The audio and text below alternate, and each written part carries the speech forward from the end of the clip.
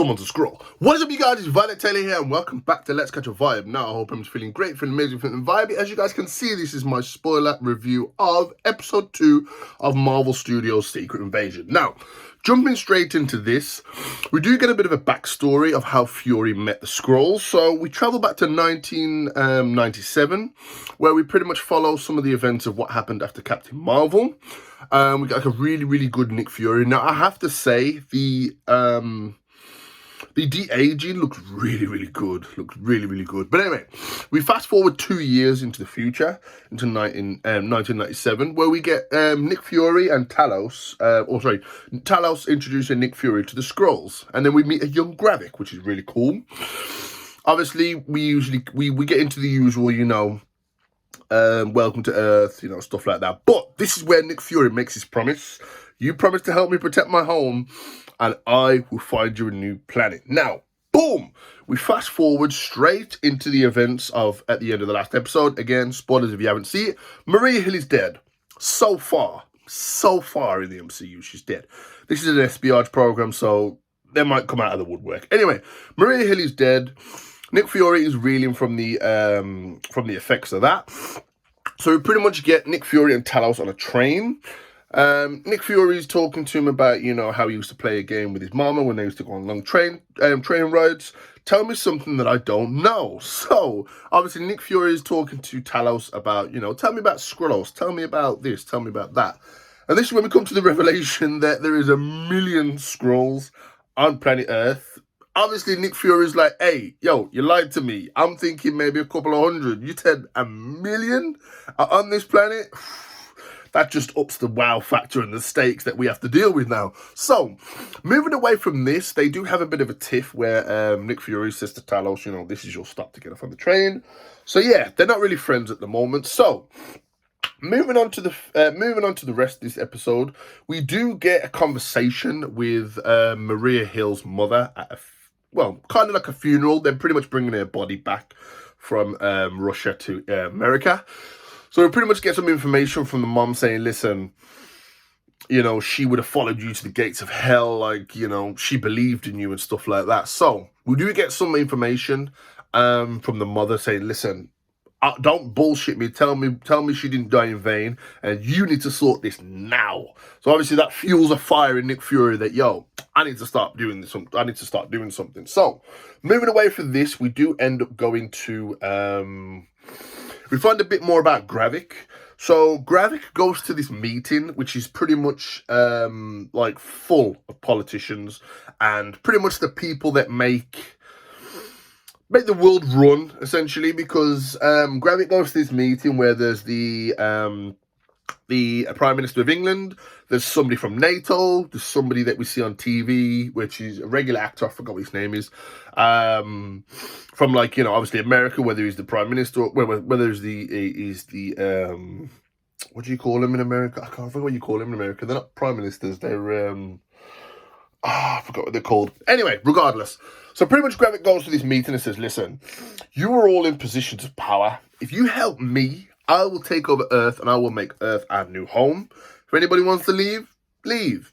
You will not be harmed. So we now find out, obviously, how far Gravik's reach has gone. But moving away from this, we do get the person that leaves the council meeting, and they do call Talos on the phone. So we know we've got somebody inside there for some information.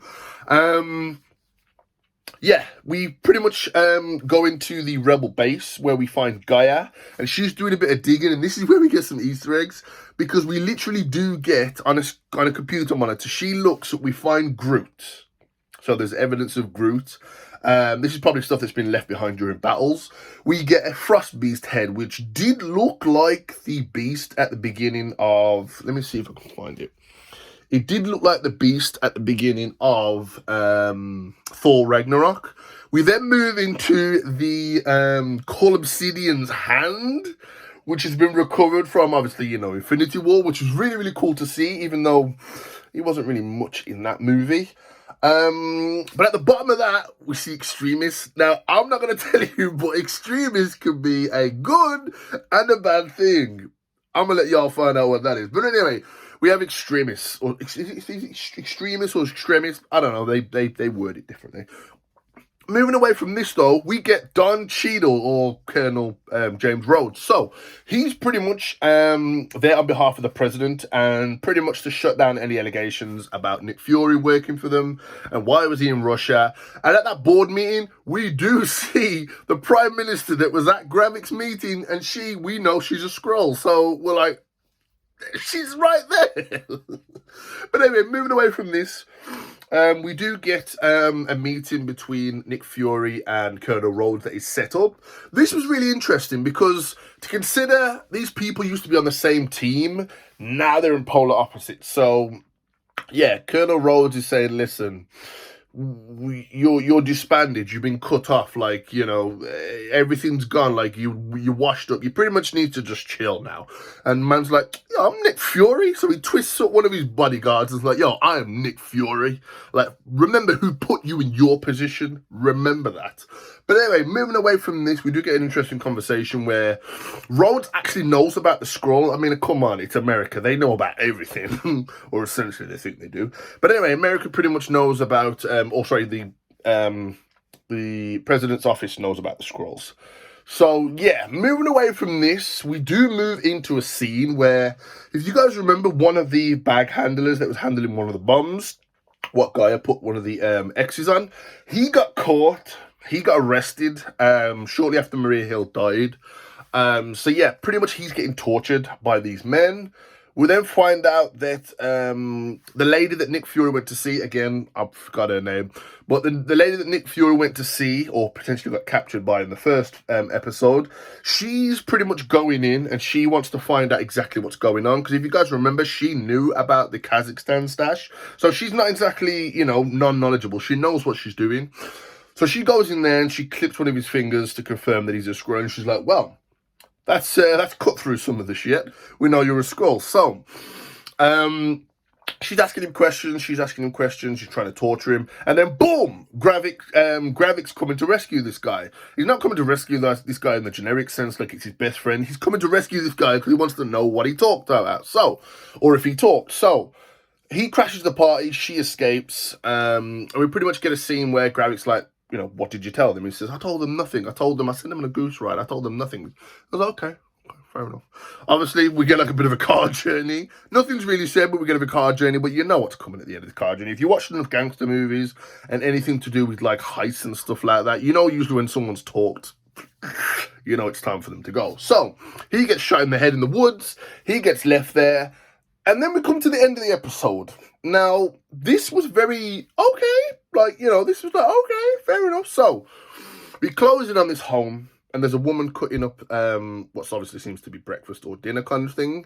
And she's a Skrull. But what we find out is Nick Fury has the keys to this house, and Nick Fury is married to a Skrull. Now, whether he knows his wife's a Skrull or not, we'll probably get to find out. But the man puts a ring on. So this is an absolute badass revelation.